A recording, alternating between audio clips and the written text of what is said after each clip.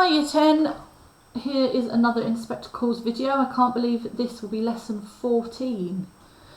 Very strange that we've done so many of these now. Anyway, today you are going to explain how your impression of the characters change after the Inspector leaves. So in yesterday's lesson we read Inspector Ghoul's final speech before he dramatically exits the stage. Now we're going to look at the sort of aftermath of that. So the vocabulary that we're going to recall is scandal. So in previous videos we've spoken about what a scandal is. So what is a scandal and why does Mr. Burling want to avoid one? In particular, Mr. Burling wants to avoid one. Now, our new word today is scornful. Now, if you're feeling scornful or scornful towards someone, you show a feeling of disgust or anger in something that they've said or done. So why might Sheila feel scornful towards her parents? So you can pause the video, write those words down and have a go at answering the questions. So why does Mr. Burling want to avoid a scandal? Well, he tells Gerald before the inspector arrives that he has heard a rumour that he is going to receive a knighthood. Now, a knighthood is a massive deal for Mr. Burling because that would mean that his social status would rise. He would climb the social ladder. He would be Sir Burling. Now, that would technically make him a member of the aristocracy, but he would still never have the same status as someone like the Crofts, someone who were born into it. But it certainly would make his family closer to the Crofts in terms of their status. And Mr. Burling says, oh, as long as we don't get into the police courts or start a scandal, which is obviously very clear foreshadowing, you know, dramatic irony once you know what's going to happen. So Mr. Burling particularly doesn't want a scandal because he wants this knighthood.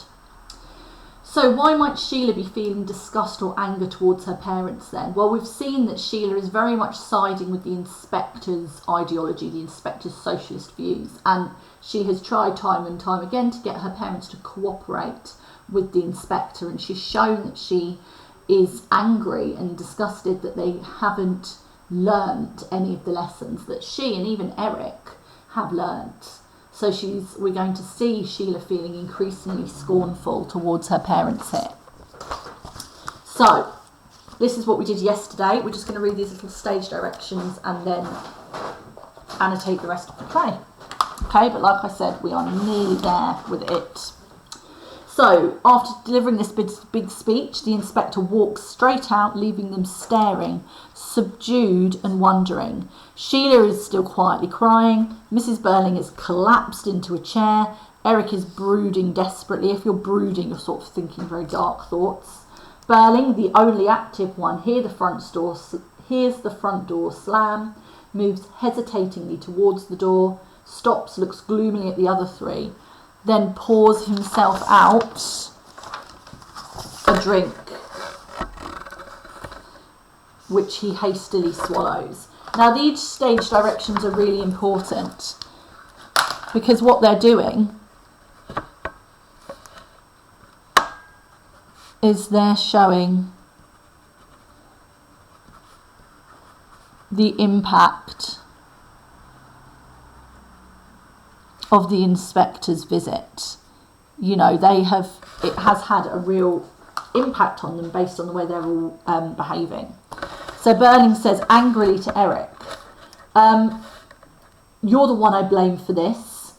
Interesting that Mr. Burling blames his son. He thinks Eric is to blame, which is rich coming from him considering he started it. And Eric says, I'll bet I am. Burling's still angry. Yes, and you don't realise yet all you've done. Most of this is bound to come out. There'll be a public scandal. So, you know, this is all he cares about. You know, all he cares about is this idea of a public scandal. And Eric says, well, I don't care now. So Eric isn't bothered like his father. Burling says, you don't seem to care about anything, but I care. I was almost certain for a knighthood in the next honours list. So we still see that he is selfish. He's learnt nothing. He's feeling sorry for himself. not Eva, which is really important. He couldn't care less what he's done to her. Couldn't even care less that he had a grandchild that is now dead. He just cares about not getting his knighthood. Eric laughs rather hysterically. Oh, for God's sake, what does it matter now whether they're going to give you a knighthood or not? So, you know, Eric is thinking what we are. Who cares about your knighthood? You know, your unborn grandchild is dead. Look at what we've done to this girl's life. How can you care? And Burling says sternly, it doesn't matter to you. Apparently nothing matters to you. But it may interest you to know that until every penny of that money you stole is repaid, you'll work for nothing. And there's going to be no more drinking round the town and picking up women in the palace bar. So that suddenly sort of draws Mrs. Burling's attention. I should think not, Eric. I'm absolutely ashamed of you. And Eric says, well, I don't blame you. So more examples of him accepting his responsibility.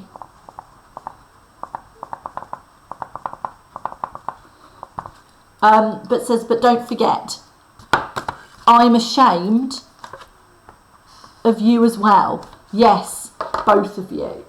So this is really important because we see Eric standing up to his parents, which he seemed afraid to do earlier on in the play. So we sort of admire Eric here, really. What he did to Edith Smith may have been horrendous, but he was a drunken idiot.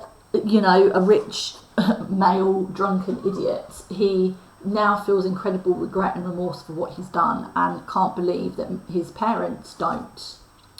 Burling says angrily, drop that. There's every excuse for what both your mother and I did. It turned out unfortunately. That's all. So he just thinks they were unlucky, that they did nothing wrong. So still, now here, this stage direction's really important. That's all. So Sheila is disgusted and ashamed with her parents. Burling says, well, what have you to say? And Sheila says, I don't know where to begin. So she's so disgusted, she doesn't even really know where to even start. Burling says, then don't begin. Nobody wants you to. Sheila says, I behaved badly too. I know I did. And I'm ashamed of it. But now you're beginning all over again to pretend that nothing much has happened. Now this is really important because Sheila is showing Sheila's life has changed. Her outlook on life has changed as a result, and she can't believe her parents are acting as if nothing's happened. And Burling says, nothing much has happened. Haven't I already said there'll be a public scandal unless we're lucky? And who here will suffer from that more than I will? Now this is really ironic. We talk about Mr. Burling's suffering. What about Eva's suffering? Again, he couldn't care less. All he cares about is his own, the impact it's going to have on him. And Sheila says, but that's not what I'm talking about. I don't care about that. The point is, you don't seem to have learnt anything. Now, this is really important because Sheila has almost taken on the inspector's role now he's gone.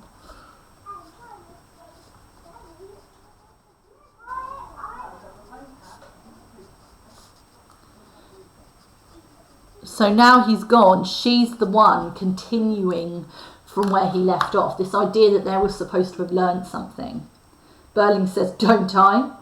Well, you're quite wrong there. I've learnt plenty tonight. But he's learnt the wrong lessons.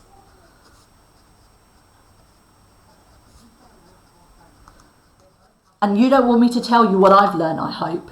When I look back on tonight, when I think of how I was feeling when the 5 of us sat down to the dinner at that table. So this is really important structurally, because what Priestley's wanting us to do is go back to the start of the play and just remember how self-satisfied and self-important this family were. How Mr. Burling was boasting about the fact that she was going to marry Gerald, an aristocrat, and selfishly knowing what that's going to do for his family. So Priestley wants us to compare the family now to how they were at the start.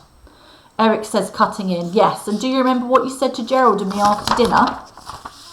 When you were feeling so pleased with yourself, you told us that a man has to make his own way, look after himself and mind his own business, and we weren't to take notice of what those cranks who tell us that everybody has to look after everybody else, as if we're all mixed up together. Do you remember? Yes. And then one of those cranks walked in, the inspector. I didn't notice you told him that it's every man for himself. So again, this is a really important reminder. Okay, so this is an important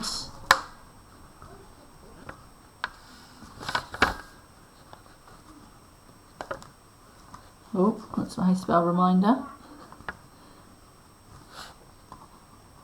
of Mr. Burling's attitude and this idea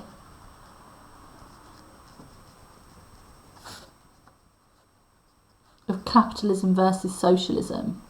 So, you know, absolutely, the inspector was one of these cranks that Mr. Burling was so rude about.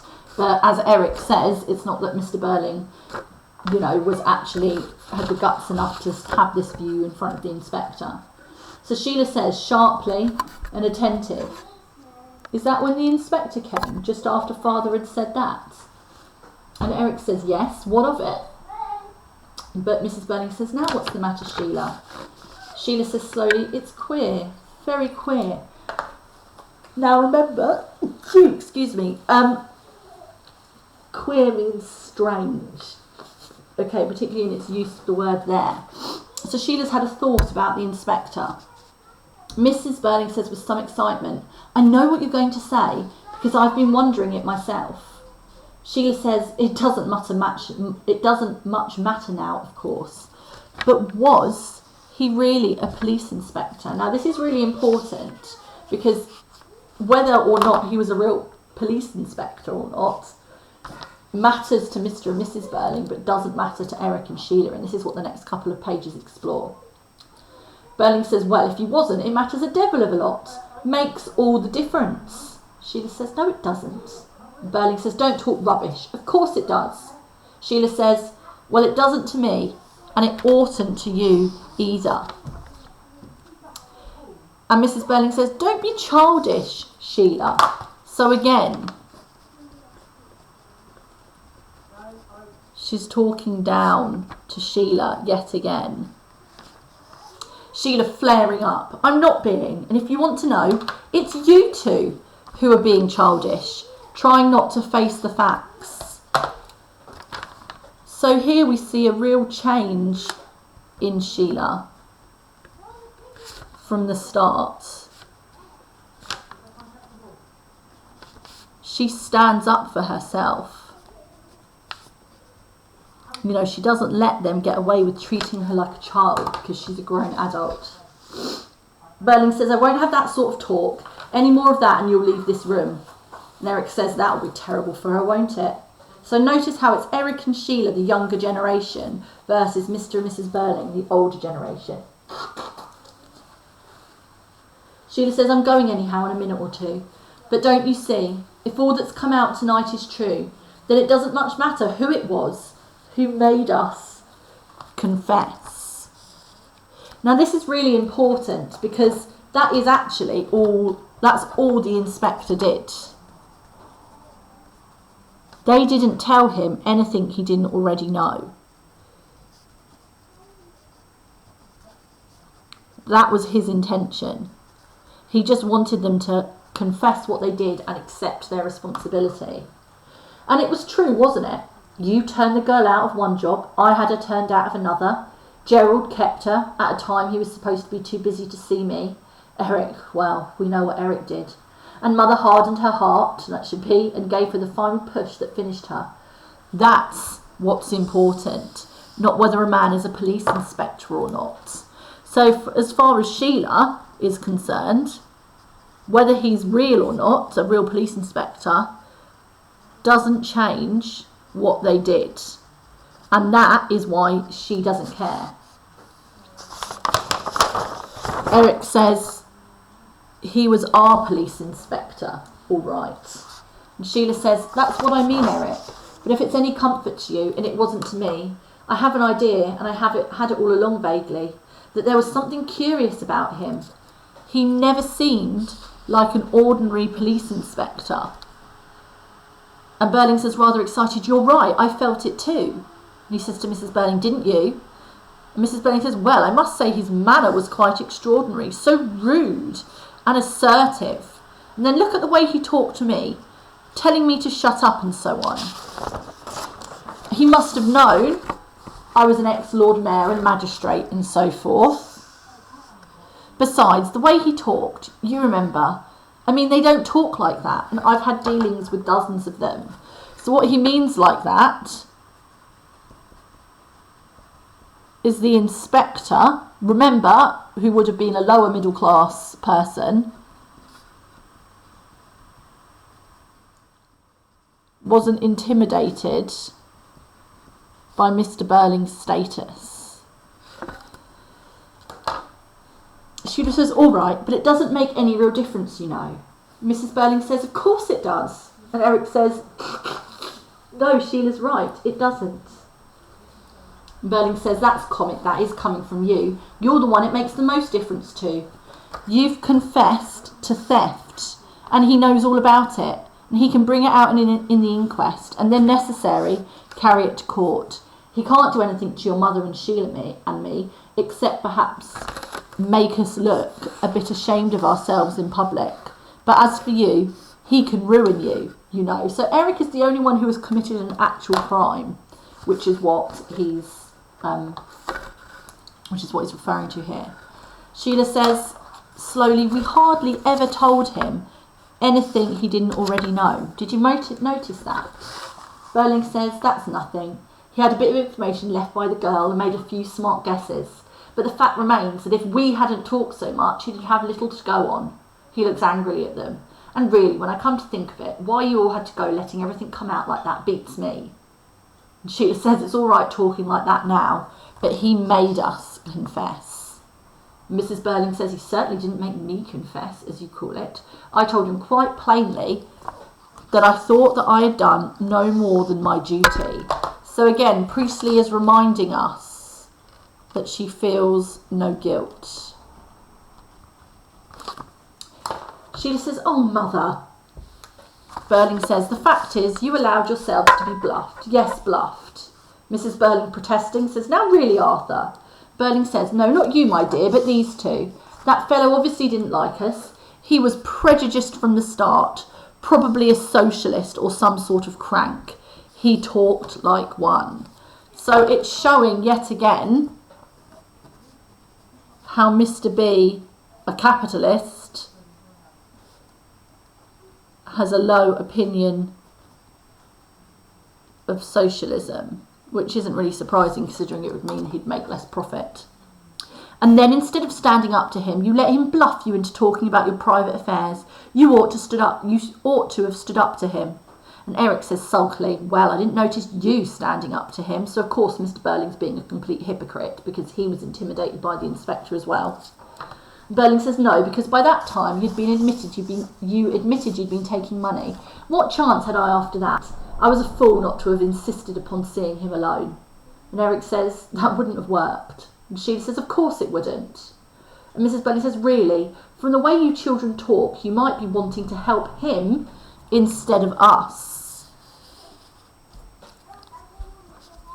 So again, yet again,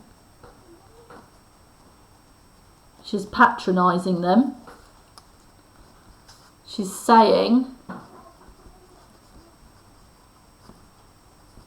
they're disloyal to their family, this idea that they're on the inspector's side. Now just be quiet so that your father can decide what we ought to do. She looks expectingly at Burling. Again, an example of misogyny. We've got to let Mr. Burling, the man, sort it all out. Burling says dubiously, well, yes, well, we'll have to do something and get to work quickly too. As he hesitates, there is a ring at the front door, and they look at each other in alarm. Now, who's this? Had I better go? Mrs. Burling says, no, Edna will go. I asked her to wait up to make some tea. Sheila says, it might be Gerald coming back. Remember, Gerald leaves in halfway through Act 2 after he's been interviewed by the inspector because he's feeling very upset and says he's going to take a walk and come back. Burling, relieved, says, yes, of course, I'd forgotten about him. Edna, their maid, appears and then says, it's Mr. Croft. Gerald appears and Edna withdraws. Gerald says, I hope you don't mind my coming back. Mrs. Burling says, no, of course not, Gerald. Gerald says, I had a special reason for coming. When did that inspector go? Sheila said, only a few minutes ago. He put us all through it. Mrs. Burling says warningly, Sheila. So Mrs. Burling doesn't want Gerald to know what she and Eric did. And Sheila says, Gerald might as well know. And Burling says hastily, now, we needn't bother him with all that stuff. Sheila says, all right, but we're all in it, up to the neck. It got worse after you left. Gerald said, how did he behave? Sheila says, he was frightening. Burling says, if you ask me, he behaved in a very peculiar and suspicious manner. Mrs. Burling says, the rude way he spoke to Mr. Burling and me, it was quite extraordinary. He wasn't even that rude, he just didn't make special allowances for them because of their status. Gerald says, They all look inquiringly at him. Burling says excitedly, you know something, what is it? Gerald says slowly, that man wasn't a police officer. Burling is astounded, he's shocked. What? Mrs. Burling says, are you certain? Gerald says, I'm almost certain, that's what I came back to tell you. Burling says excitedly, good lad, you asked about him, eh? Gerald says, yes, I met a police sergeant I know down the road. I asked him about this Inspector Gould and described the chap carefully to him. He swore there wasn't any Inspector Gould or anybody like him on the force here. Burling says, you didn't tell him? Gerald says, no, passed it off by saying I've been having an argument with somebody.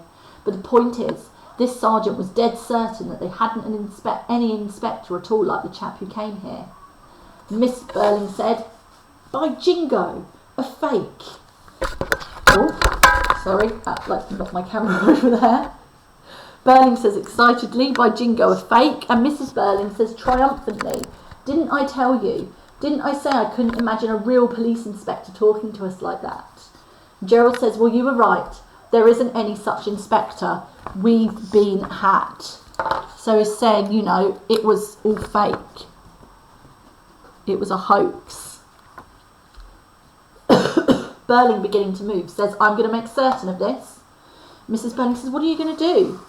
And Burling says, ring up the Chief Constable, Colonel Roberts. Now remember, the Chief of Police is a golfing buddy of Mr. Burling's, as he liked to threaten the inspector with at the start of the play. Mrs. Burling says, careful what you say, dear. And Burling, now at the telephone, says, of course.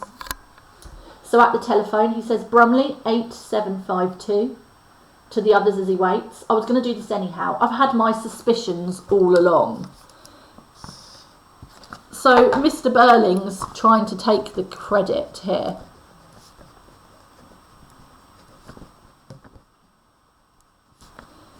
When he's not the one that worked it out, it was actually Sheila and Gerald. Colonel Roberts, please. Mr. Arthur Burling here. Oh, Roberts, Burling here. Sorry to ring you up so late, but can you tell me if an Inspector Gould has joined your staff lately? Gould, G-O-O-L-E, a new man, tall, clean-shaven, and here he described the guy, the actor playing the inspector. I see. Yes. Well, that settles it. No, just a little argument we were having here. Good night. He puts down the telephone and looks at the others. There's no Inspector Gould on the police. That man definitely wasn't a police inspector at all. As Gerald says, we've been had. So here then the plot thickens. Inspector Gould was not an actual policeman. Mrs. Burling says, I felt it all the time. He never talked like one. Never even looked like one. And Burling says, this makes a difference, you know. In fact, it makes all the difference. And what he means by this is they can pretend it never happened.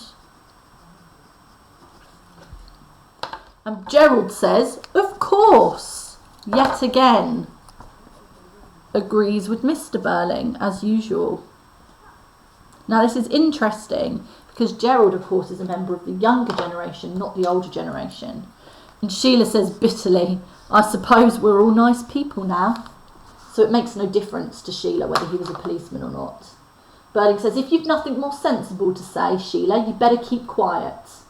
Eric says, she's right, though. So we very much see the division here. We've got Mr. Burling, Mrs. Burling, and then Gerald against Sheila and Eric. Burling says angrily, and you'd better keep quiet anyhow. If that had been a police inspector and he'd heard you confess. So Mrs. Burling says warningly, because remember they don't want Gerald to know, Arthur, careful. And Burling says, yes, yes. Sheila says, you see, Gerald, you haven't to know the rest of our crimes and idiocies. And Gerald says, that's all right, I don't want to. To Mr. Burling, he says, what do you make of this business now? Was it a hoax? And Burling says, of course.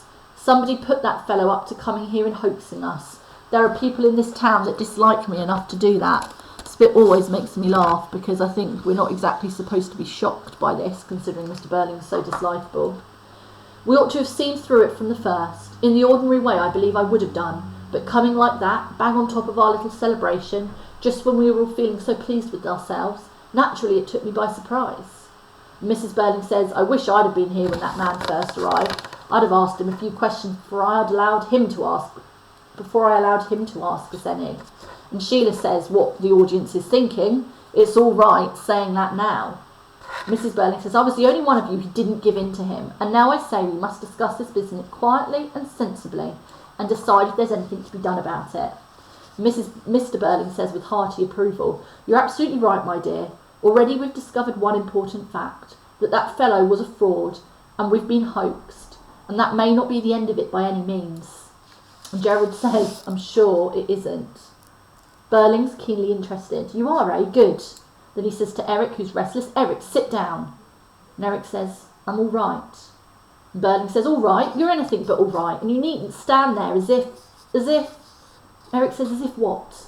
As if you'd nothing to do with us. So this is interesting. Eric is withdrawing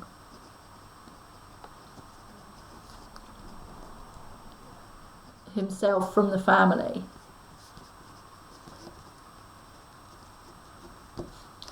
Burling says, just remember your position, young man. If anybody's up to the neck in this business, you are, so you better take some interest in it.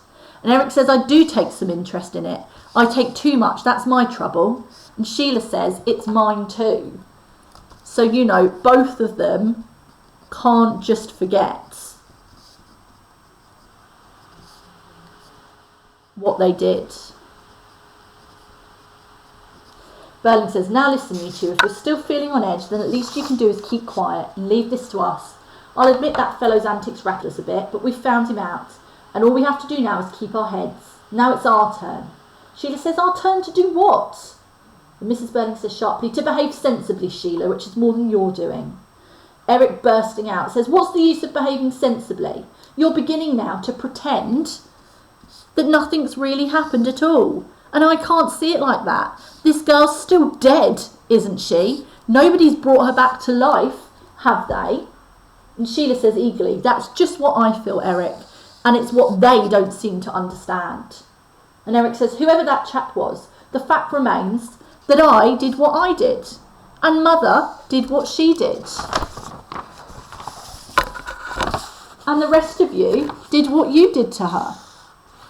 It's still the same rotten story, whether it's been told to a police inspector or to somebody else. According to you, I ought to feel a lot better. He says to Gerald, I stole some money, Gerald, you might as well know. And he says to Burling, I don't care, let him know. The money's not the important thing. It's what happened to the girl and what we all did to her that matters. And I still feel the same about it. And that's why I don't feel like sitting down and having a nice, cosy little talk.